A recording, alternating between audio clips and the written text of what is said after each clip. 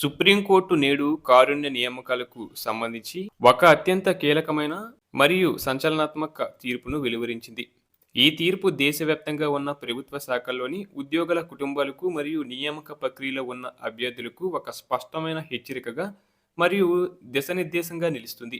ముఖ్యంగా కారుణ్య నియామకం కింద ఉద్యోగం పొందాలనుకునేవారు ఈ నిబంధనలు ఖచ్చితంగా తెలుసుకోవాలని న్యాయస్థానం స్పష్టం చేసింది. ఈ తీర్పులోని ప్రధానాంశం ఏంటంటే, కారుణ్య నియామక పథకం కింద ఒక అభ్యర్థికి ఏదైనా ఒక ఉద్యోగాన్ని ప్రతిపాదించినప్పుడు ఆ అభ్యర్థి ఆ ఉద్యోగాన్ని అంగీకరించి విధుల్లో చేరిన తర్వాత మళ్ళీ తమకు అర్హత ఉన్న అంతకంటే ఉన్నత పదవి కావాలని కోరుతూ దరఖాస్తు చేసుకోవడానికి వీల్లేదని సుప్రీంకోర్టు తేల్చి చెప్పిందండి.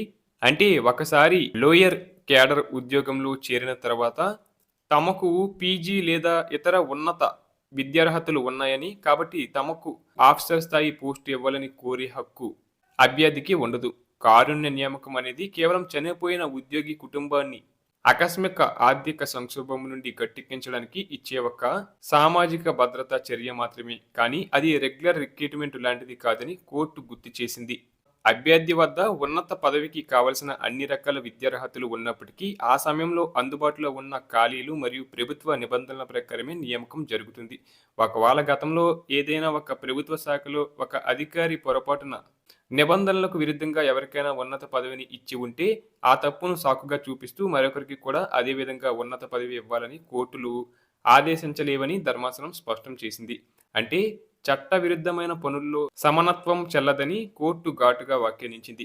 ప్రభుత్వ నియామక ప్రక్రియలో ఒకరు చేసిన తప్పును ప్రామాణికంగా తీసుకోకూడదని పేర్కొంది. ఈ కీలక తీర్పు వల్ల ప్రభుత్వ నియామక ప్రక్రియల సమగ్రత మరియు పారదర్శకత కాపాడబడుతుందని న్యాయ విశ్లేషకులు అభిప్రాయపడుతున్నారు. కారుణ్య నియామకాల పేరుతో అర్హత లేనివారు లేదా నిబంధనలకు బాహ్యంగా ఉన్నత పదవులను ఆశించడం వల్ల సాధారణ నోటిఫికేషన్ల ద్వారా ఉద్యోగుల కోసం ఎదురు చూసే నిరుద్యోగులకు అన్యాయం జరుగుతుందనే కోణంలో కోర్టు ఈ నిర్ణయం తీసుకుంది. కాబట్టి కారుణ్య నియామకం కింద ఉద్యోగం పొందే అభ్యర్థులు తమకు మొదట ఏ పదవిని కేటాయిస్తున్నారో చూసుకొని దాన్ని అంగీకరించే ముందే అన్ని విషయాలు ఆలోచించుకోవాలి.